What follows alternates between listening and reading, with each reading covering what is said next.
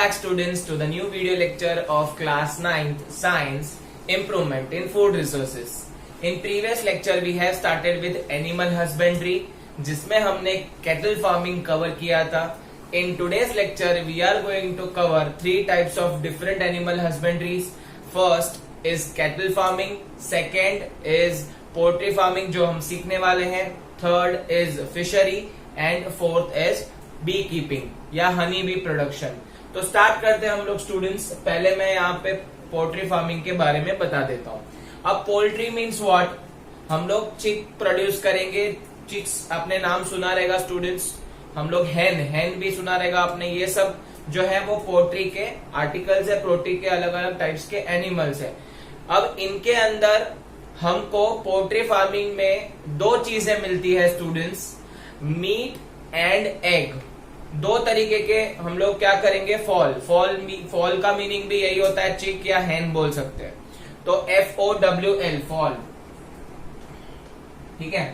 तो पोल्ट्री में दो तरीके के लिए, दो रीजन की वजह से we are doing poultry farming. First is for egg and second is for meat. तो जो एग हम लोग को मिलता है उसको हम लेयर्स बोलते हैं स्टूडेंट्स, और जहां से मीट मिलता है उसको हम ब्रॉयलर्स बोलते हैं.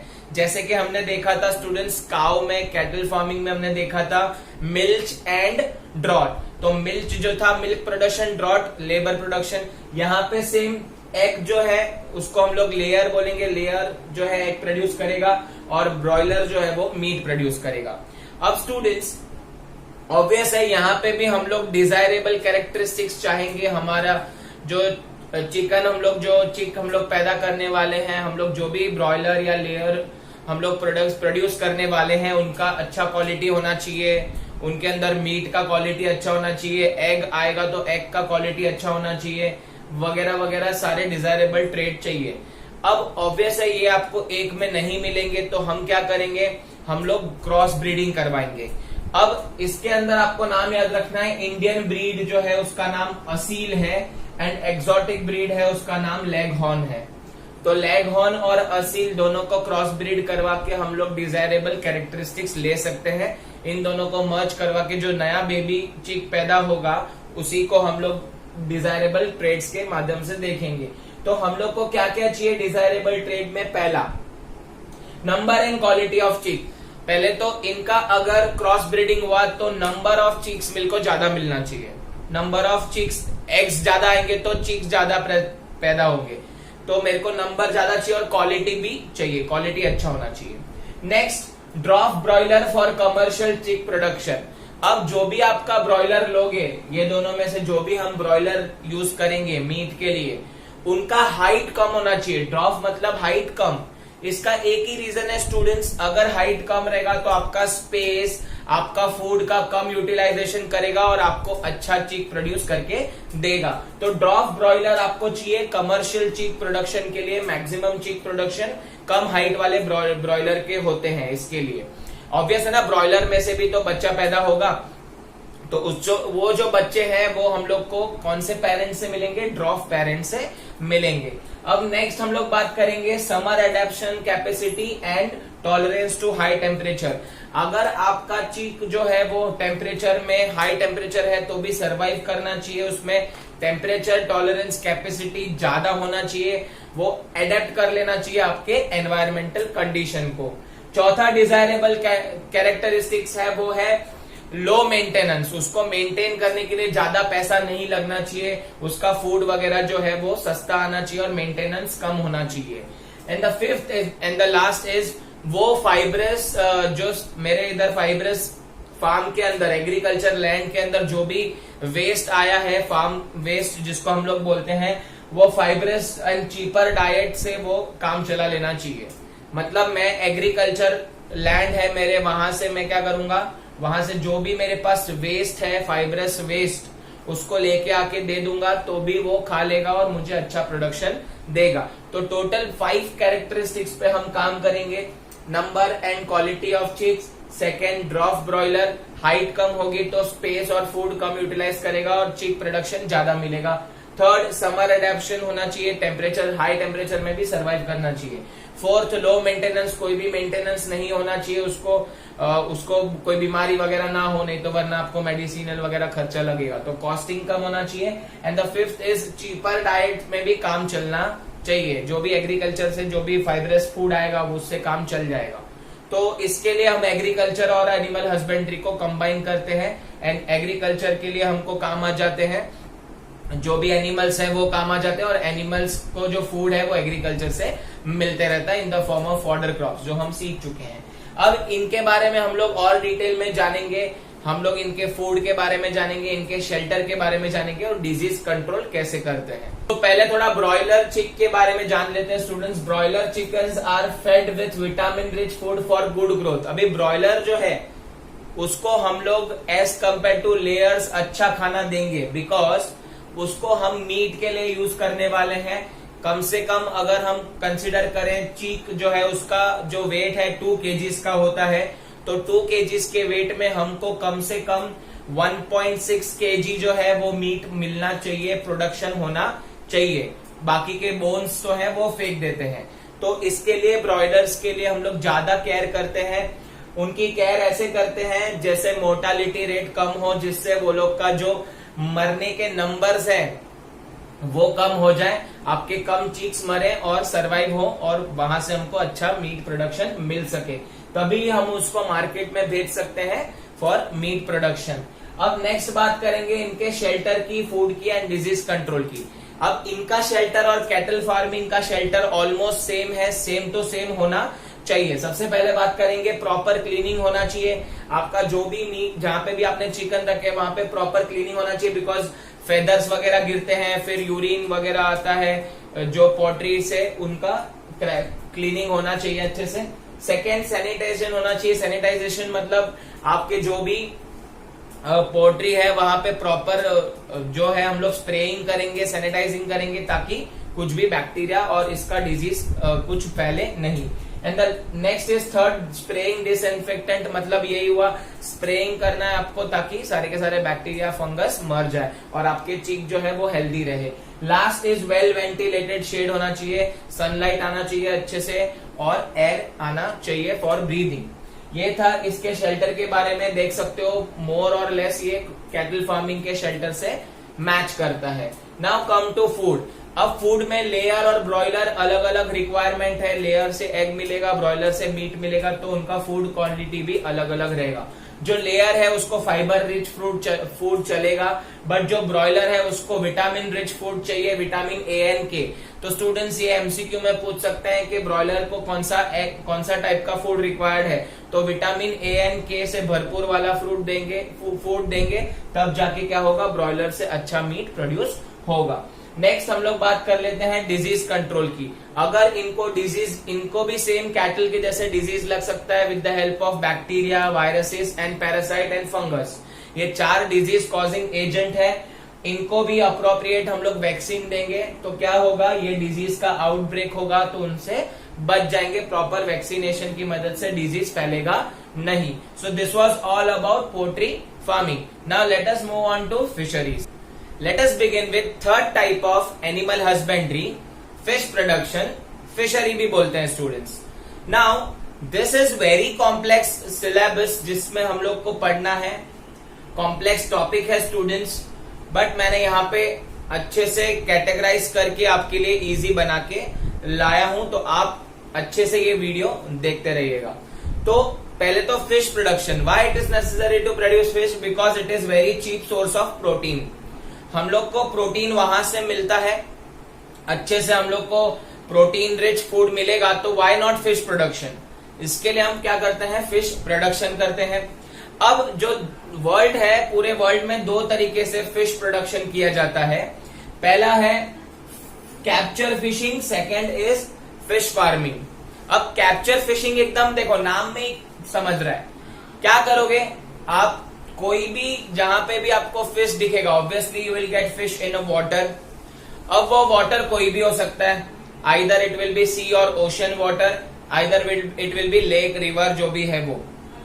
तो कैप्चर करना है आपको, क्या करना है, नेट डाल देनी है, कैप्चर फिश कर लिया, और फिश का प्रोडक्शन कर लिया हमने। ये एक वे है। दूसरा है फिश फार्मिंग। अभी आप बोलोगे फिश फार्मिंग है, क्रॉप फार्मिंग सुना था, फिश फार्मिंग क्या होता है? फिश फार्मिंग भी होता है स्टूडेंट्स, वहां पे हम क्या करते हैं, फिश के अच्छे क्वालिटी के सीड्स जिसको हम एग बोलते हैं वो प्रोड्यूस करते हैं। In short this is artificial way, या तो हम बोल सकते हैं फिश कल्चर। इसमें फिश कल्चर में हम लोग फिश प्रोड्यूस करते हैं with the desirable quality. But let us start with capture fishing first and then will start with fish farming. Capture fishing में as I told you there are two types of sources around us. First is marine. Marine mean sea और ocean present है, वहां पे बहुत सारे animal रहते हैं water bodies में, ठीक है, तो उसको हम मराइन फिशरी बोलेंगे। अगर आप खारे पानी की मछली, सिंपल वे में बोले तो खारे पानी की मछली। Second is inland fishery. Inland fishery means what, मीठे पानी की मछली। मीन्स आपका लेक, रिवर, पॉन्ड या जो भी वाटर बॉडीज है जिसमें आपको फिश मिल रही है उसको हम इनलैंड फिशरी बोलेंगे।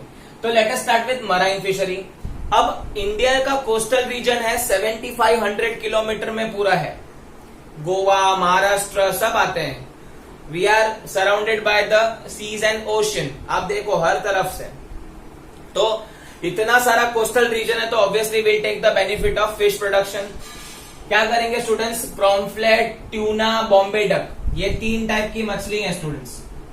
ये मछलियों के नाम है, फिश के नाम है। प्रॉम्फ्लेट जिसको हम लोग ये भी वर्ड यूज करते हैं। आप जब भी जो भी यहाँ पे फिश खाता रहेगा स्टूडेंट्स आपको पता रहेगा, उसको हम पॉम्पलेट भी बोलते हैं स्टूडेंट्स। टूना है, बॉम्बे डक है जिसको हम बॉम्बिल भी बोलते हैं। तो ये जो फिश है वो मराइन फिशरीज के एग्जाम्पल है। अब आगे बढ़ते हैं students. Using net from boats, हम लोग क्या करते हैं मराइन फिशरी में, नेट्स लेके चलते हैं बोट में, नेट्स डालेंगे, थोड़ी देर रुकेंगे, जैसे ही यहाँ पे फिश कैप्चर होंगी हम लोग लेके निकल जाएंगे। इसके लिए इसका नाम कैप्चर फिशिंग है। अब हम लोग यहाँ पे साइंटिफिक टेक्नोलॉजी का भी यूज करते हैं। हम लोग सैटेलाइट का यूज करते हैं। सैटेलाइट से इट इज इजीली विजिबल के अंडर द सी हम लोग के क्या क्या सब्सटेंसेस है। और दूसरा एक डिवाइस है जिसको हम बोलते हैं सोनार। ये आप पढ़ोगे आगे फिजिक्स के चैप्टर में। सोनार एक डिवाइस है जो हम लोग को अल्ट्रासोनिक वेव्स की मदद से बताता है कि यहाँ पे स्कूल ऑफ फिश है। स्कूल मतलब तुम्हारे जैसा स्कूल में नहीं जाता है फिश। स्कूल ऑफ फिश मतलब ग्रुप ऑफ फिश है, वहां पे फिश का क्वांटिटी ज्यादा है। तो हम लोग सैटेलाइट और वेरियस टेक्नोलॉजी लाइक सोनार यूज करके पता लगाते हैं कहाँ पे फिश ज्यादा है और वहां पे हम नेट डालेंगे। तो ये हो गया मराइन फिशरीज के बारे में।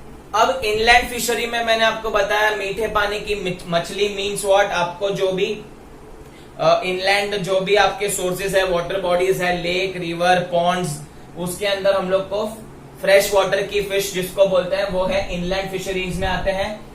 इश्योरीज एंड लगून्स। इश्योरीज मतलब जहां पे सी वाटर और रिवर वाटर मिक्स होता है, वहां पे आपको बहुत सारी फिशेस देखने मिलती है, वहां से हम इजीली कैप्चर कर सकते हैं स्टूडेंट्स। तो ये जो चीजें हैं इनमें से हम लोग को इनलैंड फिशरीज का प्रोडक्शन होता है। अब ये जो दोनों भी हमने बात की थी मरीन फिशरी और इनलैंड फिशरीज की, both are the type of capture fishing, इसमें हमको कैप्चर करना है। बट स्टूडेंट्स हम लोग के इतने सारे लोग हैं, हम लोग इतनी सारी पॉपुलेशन है, तो ऑब्वियस है कि marine fisheries and capture fishing जो भी है it is not possible to have such a protein rich food. हम लोग को मिलेगा नहीं क्योंकि आपका पॉपुलेशन ही इतना ज्यादा है, राइट। आपके फिश आप तक पहुंचेगी ही नहीं, खाने खाने में आपको फिश मिलेगी ही नहीं क्योंकि it is populated country and problem यही है कि हम लोग फिश पहुंचा नहीं सकते सब जगह पे। तो हम लोग क्या करते हैं स्टूडेंट्स, हम लोग फिश फार्मिंग का हेल्प लेते हैं। This are capture fishing is the amount of fish is very less in that so that we can't reach the demand. तो हम लोग क्या करेंगे स्टूडेंट्स, फिश फार्मिंग करेंगे। फिश फार्मिंग में क्या होता है, हम उसका फार्म करते हैं, जैसे क्रॉप उगाते हैं वैसे हम लोग फिश भी उगाएंगे। उगाएंगे मीन्स हम लोग उसके सीड या एग के मदद से हम लोग एक कल्चर क्रिएट करेंगे और वहां पे वो लोग क्या करेंगे, आर्टिफिशियली ग्रो करेंगे स्टूडेंट्स। तो उसमें भी बहुत सारे टाइप है, हम लोग पहले देख लेते हैं। First is mariculture. अब नाम में स्टूडेंट्स देखो mariculture, mari means marine. तो जो खारे पानी के फिश है वो हम लोग मैरी कल्चर से ग्रो कर सकते हैं। आपको क्या करना है स्टूडेंट्स, ओशियन या सी में जाना है and you have to make a cages of wood वहां पे आप बना दो, वहां पे आप क्या करो, सीड बना दो। अब ऑब्वियसली आप सीड जो है वो फेंकोगे, या एग जो जिसको बोलते हैं रेडी एग, वो अगर हम फेंक देंगे तो हम लोग को सी के जो भी कंफर्टेबल फिश रहेगी वो क्या करेगी, ग्रो करना चालू करेगी, और हमको क्या मिलते रहेगा, फिश प्रोडक्शन हमारा होते रहेगा। तो आपको इसके लिए इम्प्रूव्ड क्वालिटी के एग्स चाहिए होंगे। तो मैरीकल्चर मतलब आपका जो कल्चर है, आर्टिफिशियल फिश करने वाले हैं, जो भी बनाने वाले हैं, उसमें आप मरीन मतलब सी और ओशन का यूज करके करोगे। अब सेकेंड है एक्वाकल्चर। अब एक्वाकल्चर जो होता है, it is only in the case of inland fishery, मतलब जो हमारे फ्रेश वाटर के फिश है वो एक्वाकल्चर से हम लोग क्या करेंगे, उसको ब्रीड करवाएंगे और उसमें से हम लोग फिश प्रोडक्शन ऑब्टेन करेंगे। सो आई होप आपको अभी तक क्लियर है।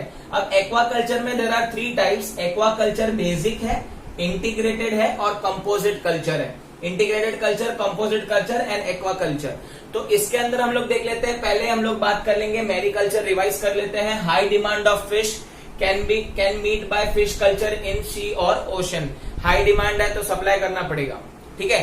तो इसके लिए हम लोग मैरीकल्चर करते हैं। यहाँ पे हाई इकोनॉमिक वैल्यू फिश, जिसकी वैल्यू मार्केट में ज्यादा है, वही फिश हम लोग उगाएंगे, जैसे कि भेटकी है, ऑयस्टर है, शेलफिश है। ऑयस्टर का तो आपने नाम सुना रहेगा, पर्ल के लिए पर्ल, हम लोग जो कीमती पर्ल है वो ऑयस्टर में से मिलता है, इसके लिए हम उसका भी प्रोडक्शन करते हैं। लोग उसके मीट भी खाते हैं, अंदर का जो रहता है उसको भी खाते हैं ऑयस्टर के। तो ये है हमारा हाई इकोनॉमिक वैल्यू की फिश का कैसे ग्रो होता है, मैरीकल्चर से। अब बात करते हैं एक्वाकल्चर। जो भी फ्रेश वाटर के फिश है वो एक्वाकल्चर में ब्रीड होंगी। आप क्या करो, एक आर्टिफिशियल पॉन्ड, रिवर, लेक, जो भी आपको बनाना है बना दो, वाटर बॉडी बना दो एक, और वहां पे आप एग्स डाल दो। जो भी फ्रेश वाटर की फिश है वो वहां पे एनवायरमेंट में ग्रो होंगी, उनको ऐसा एनवायरमेंट मिलेगा। And this yield from inland fishery is not that high. अगर हम इनलैंड फिशरी की बात करें, जैसे मैंने प्रीवियस बात किया था, तो it is not that high, but aquaculture करोगे तो ऑब्वियसली आपको हाई डिमांड जो है आप सप्लाई कर पाओगे, बिकॉज यहाँ पे आप अपने हिसाब से एग डाल रहे हो और हाई क्वालिटी फिश मिल रही है। अब नेक्स्ट आता है सेकेंड आता है एक्वाकल्चर में। सेकेंड है इंटीग्रेटेड। इंटीग्रेटेड मतलब मिक्स होना। अब हम क्या करेंगे, जो फिश है उसको हम हमारे पैडी क्रॉप्स, जो पैडी क्रॉप्स है जिसको वाटर लगता है, ऑलमोस्ट आपका फील्ड पूरा वाटर से भरा हुआ रहता है। अगर आप देखोगे राइस की खेती करोगे तो वो खेती के अंदर जो है पानी है, उसके अंदर न्यूट्रिएंट्स है, तो जो भी फिश रहेगी वो कहां पे ग्रो होगी, इंटीग्रेटेड लैंड में, जो पैडी फील्ड है उसमें ग्रो होगी, और combination with rice crop grow होगी, तो उसको हम लोग बोलते हैं इंटीग्रेटेड कल्चर। तो याद रखना students, aquaculture, integrated culture. Integrated में हम कॉम्बिनेशन लेंगे, हम लोग फार्म में ही along with the paddy field जो है हम लोग हमारा फिशरीज भी करेंगे।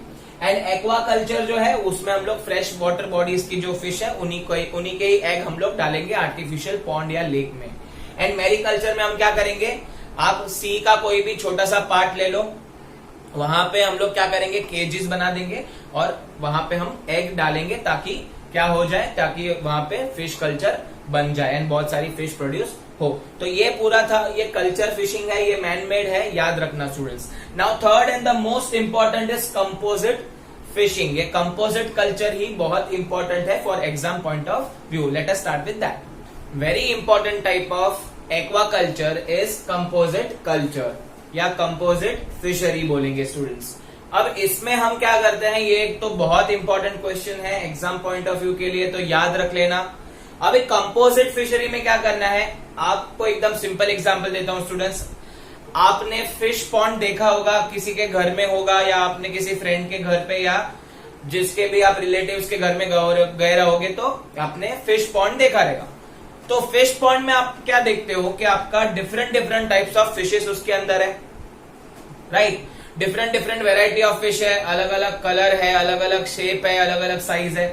वैसा ही हम क्या करने वाले हैं, कंपोजिट फिशिंग या कंपोजिट कल्चर में करने वाले हैं। You have to take 5 or 6 different varieties of seeds of fish, और हम उसको क्या कर देंगे, हम उसको डाल देंगे एक पॉन्ड के अंदर, या एक जो भी आर्टिफिशियल आपने बनाया वाटर बॉडी उसके अंदर डाल देंगे। अब ये जो 6 अलग अलग टाइप के स्पीशीज है वो डालने के बाद हम लोग को याद रखना है कि वो ऐसी वैरायटी होनी चाहिए जो फूड के लिए झगड़ा ना करे। आपस में 5 या 6 वैरायटी की फिशेस फूड के लिए झगड़ा करेंगी तो फिश प्रोडक्शन अच्छे से नहीं हो पाएगा स्टूडेंट्स। आपको अच्छे सीड्स या अच्छे एग्स नहीं मिलेंगे उनमें से। तो याद रखना students, they should not compete with each other for food। आपको ऐसे वैरायटी डालना है। अब आप बोलोगे सर ऐसा कैसे पॉसिबल होगा? ऐसा इसलिए पॉसिबल होता है स्टूडेंट्स, बिकॉज हर एक फिश का अपना अपना एक टेरिटरी होता है, एक रीजन होता है। कुछ कुछ फिश सरफेस पे रहती है, कुछ कुछ फिश मिडल जोन में रहती है, कुछ कुछ फिश जो रहती है वो ग्राउंड में ही रहती है।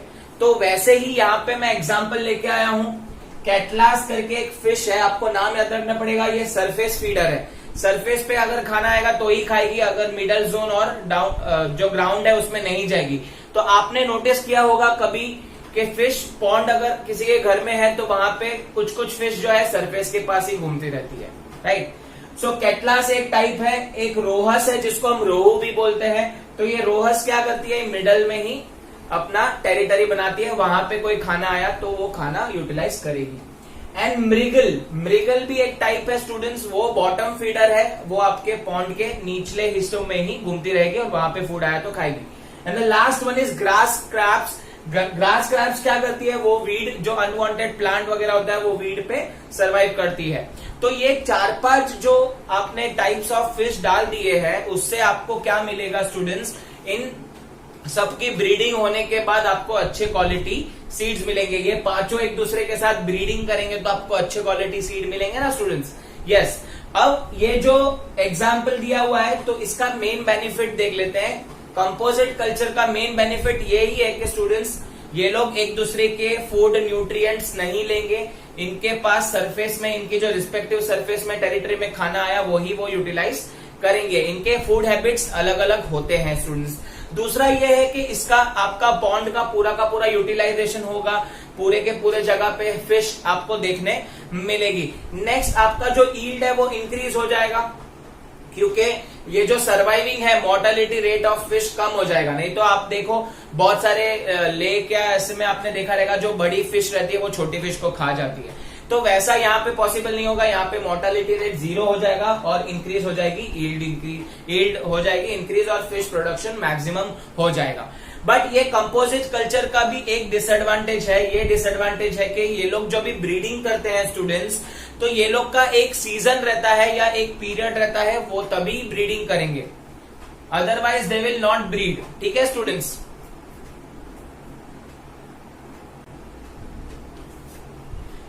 So on a particular period, जैसे कि पर्टिकुलर सीजन है, वहां पे वो लोग ब्रीडिंग करेंगे स्टूडेंट्स। इसका डिसएडवांटेज वही है कि fish will breed in a monsoon, specially monsoon में जो है कैटलास, वो मॉनसून में ही क्या करेंगे, कैटलास है, क्रैब्स है, ग्रास क्रैब्स है, सिल्वर क्रैब्स भी एक नाम है, ये क्या करेंगे, ये मॉनसून के पीरियड में ही क्या करेंगे, ये लोग ब्रीडिंग करेंगे। और ब्रीडिंग सिर्फ मॉनसून के सीजन में होगा तो समर और विंटर आपका वेस्ट हो जाएगा, आपको अच्छे एग्स नहीं मिलेंगे।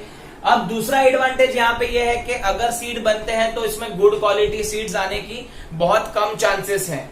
एंड द थर्ड इज, किसका एग क्या है वो भी समझता नहीं है, क्योंकि कौन सा ब्रीड का कौन सा एग मिक्स हो गया है वो हमको पता नहीं चलता, राइट। कि हम लोग को सपोज अभी कोई एग मिला तो मैं बता नहीं सकता हूं कि ये किसका किसका ब्रीडिंग है, क्या ये कैटलास और रोहू का बच्चा है, क्या ये मृगल और रोहू का बच्चा है, कुछ भी कॉम्बिनेशन हो सकता है। तो ये थर्ड एडवांटेजेस है, बट आपको यहाँ पे 2 याद रखना है, lack of good quality seed है और they will breed on their season. जो भी सीजन आएगी, ये पर्टिकुलर पीरियड होगा, उसी में वो लोग ब्रीड करेंगे, otherwise they will not breed. वो आपके हिसाब से नहीं करेंगे कुछ भी, उनकी मर्जी है, ठीक है। अब नेक्स्ट हम लोग देखेंगे कि ये डिसएडवांटेज को कैसे ओवरकम कर सकते हैं। इस डिसएडवांटेजेस को ओवरकम करने के लिए हम क्या करेंगे, हम लोग हार्मोनल स्टिमुलस प्रोवाइड करेंगे, हम लोग इनके बॉडी में हार्मोन स्टिमुलेट करेंगे, ताकि क्या हो, ताकि वो लोग एक्टिवेट हो जाए। वो एक्टिव होने के बाद दे विल स्टार्ट ब्रीडिंग। तो ये हम केमिकल प्रोसेस यहाँ पे करते हैं स्टूडेंट्स फॉर ब्रीडिंग। हम लोग उनको हार्मोनल स्टिमुलस देते हैं कि भाई जा ब्रीड करके आ, तो वैसे करके हम लोग उसको इंजेक्ट करते हैं बॉडी में एंड देन ब्रीडिंग स्टार्ट्स। तो याद रखना, ये composite culture is very important question exam में आता है। So with this we are ending our fisheries और fish production and so beekeeping, जिसको हम बोलते हैं एपीकल्चर। एपी मतलब हनी बी को हम लोग साइंटिफिक नेम है Apis is the scientific name of honey bee, species का नाम है, तो एपी कल्चर बोलते हैं। सो बी प्रोडक्शन में हम लोग क्या करते हैं, पहले तो देखो फार्मर को बी कीपिंग का कुछ खर्चा नहीं आता, एकदम लो इन्वेस्टमेंट में उसको हाई प्रोडक्शन मिलता है दो चीजों का, हनी और वैक्स। तो हनी आपने देखा रहेगा कितना अच्छा होता है, बहुत सारी जगह पे यूज होता है हनी, मेडिसिनल पर्पस के लिए, दवाई बनाने के लिए यूज होता है, वैक्स भी वैसे ही मेडिसिनल पर्पस के लिए भी यूज होता है। So it is very low investment business जो हम लोग फार्मर स्टार्ट करते हैं, beekeeping. So honey production needs low investment, along with honey bee we get wax also. तो दो फायदे हो रहे हैं, एक तीर से दो निशान, हनी भी मिल रहा है और हम लोग को वैक्स भी मिल रहा है। नाउ नेक्स्ट इसके अंदर मैं डिस्कस कर लेता हूं कौन से ब्रीड होते हैं। जैसे हमने प्रीवियस में डिस्कस किए थे, लेयर ब्रॉयलर में भी, ब्रॉयलर्स में डिस्कस किया था, कैटल्स में डिस्कस किया था, वैसे हम लोग यहाँ पे बी कीपिंग के भी देख लेते हैं। तो लोकल ब्रीड जो है इंडियन ब्रीड, अगर आपके घर के आसपास कोई हनी बी है, हनी का बी हाइव है, तो स्टूडेंट्स वो इंडियन हनी होगी जिसका नाम है एपिस सेरेना इंडिका। फिर से एक बार, एपिस सेरेना इंडिका, इंडिका मतलब इंडियन, तो इसके लिए इसका नाम वैसा है एपिस सेरेना इंडिका। फिर एक रॉक बी होती है स्टूडेंट्स, रॉक रीजन में जो जाती है उसको हम लोग बोलते हैं एपिस डॉर्साटा, ए डॉर्साटा मींस एपिस डॉर्साटा। फिर लिटिल बी, छोटी छोटी बीज भी होती हैं जिसको हम बोलेंगे ए फ्लोरा, ये इसका नाम है। नेक्स्ट इटालियन बी, जो मैक्सिमम टाइम यूज करते हैं कमर्शियल हनी बी प्रोडक्शन के लिए, हनी प्रोडक्शन के लिए जो कमर्शियल हम लोग करते हैं ना यूज, जो फैक्ट्रीज और ये फार्म में होती है, उसमें हम लोग इटालियन बी का यूज करते हैं जिसका नाम है एपिस मेलिफेरा, ए मेलिफेरा बोलते हैं जिसको। तो ये इटालियन बी का यूज होता है। क्यों ज्यादा यूज होता है उसकी कैरेक्टरिस्टिक्स देख लेते हैं। तो हनी बी की आइडियल कैरेक्टरिस्टिक्स इटालियन बी की कैरेक्टरिस्टिक्स से मैच होनी चाहिए। अगर इटालियन बी जैसी कैरेक्टरिस्टिक्स है तो हम यूज कर सकते हैं। तो देख लेते हैं कौन सी इसकी कैरेक्टरिस्टिक्स है इटालियन बी की। हाई हनी कलेक्शन कैपेसिटी, ये क्या करते हैं, जो फ्लावर वगैरह से हैं वो नेक्टर सक करके क्या करते हैं, हनी बनाते हैं स्टूडेंट्स। तो इसकी बहुत कैपेसिटी हाई होती है, इसमें आपको बहुत सारा हनी मिलेगा। नेक्स्ट, दे स्टिंग समवॉट लेस, ये काटती नहीं है। अब ऑब्वियस है कि अगर मुझे हनी चाहिए तो I have to go to their house and I have to break their house, उनके बीहिव्स को मेरे को तोड़ना पड़ेगा और उसमें से मुझे हनी मिलेगा स्टूडेंट्स। तो ये लोग काटती कम है, इसके लिए हम क्या कर सकते हैं, इजीली हम लोग नॉर्मल सूट पहन के भी लेने जा सकते हैं। फिर they live in beehives and breed very well, ये क्या करती है, ब्रीडिंग फटाफट करती है, मतलब 1 से 2, 2 से 4 इनका ब्रीडिंग रिप्रोडक्शन रेट बहुत ज्यादा है, ताकि रिप्रोडक्शन ज्यादा हो, ज्यादा से ज्यादा हनी जो है, हनी बीज जो है काम पे लग जाए हनी कलेक्शन के लिए। तो ये हो गए इनकी कैरेक्टरिस्टिक्स है, आप याद रख लेना 3 कैरेक्टरिस्टिक्स है। अब जो हनी है, अगर सपोज इटालियन बी है, definitely it has a good characteristics, but again one more factor is there, उस पर डिपेंड करता है आपका हनी प्रोडक्शन। वो फैक्टर को हम लोग बोलते हैं पेस्टूरेज, और हम लोग उसको बोलेंगे फ्लावर अवेलेबल। अब पेस्टूरेज का मतलब क्या होगा, सपोज अभी हम लोग ने फार्म में हनी बी कीपिंग चालू किया, तो आपको आसपास बहुत सारे ऐसे फ्लावर्स लगाने पड़ेंगे, कलरफुल फ्लावर्स लगाने पड़ेंगे, so that this honey bee will get attracted towards it, और वहां से वो नेक्टर और पोलन ग्रेन क्या करेगी, वो लेके आएगी, जिससे वो क्या बनाएगी, हनी प्रोडक्शन करेगी। तो ऑब्वियस है, you have to provide such an environment so that the honey bee can produce more honey. So therefore we required pasturage जो है, और गुड क्वालिटी ऑफ फ्लावर्स आपको देना पड़ेगा, जिसमें नेक्टर की क्वांटिटी अच्छा होना चाहिए, एंड जो आपका पोलन है उसका कलेक्शन भी अच्छा होना चाहिए, तब जाके क्या करेगी ये हनी बी है वो अपना हनी बना सकेगी। तो ये था पूरा एपीकल्चर के बारे में, बी कीपिंग के बारे में स्टूडेंट्स। यहाँ पे हमारा चैप्टर खत्म होता है। I know it was very lengthy chapter, but you have to read it, you have to study that in a parts, जैसे मैंने आपको सिखाया है, और जितना भी मैंने सिखाया है, जितना भी नोट्स दिया है वो अच्छे से करना, so that you can write the answer in your exam. So that's all from my side. अगर आपको ये वीडियो अच्छा लगा है स्टूडेंट्स, तो इसे लाइक कीजिए, इसे आपके फ्रेंड्स के साथ शेयर कीजिए। If you are new to this channel, subscribe button दबाइए, and thanks for watching this video.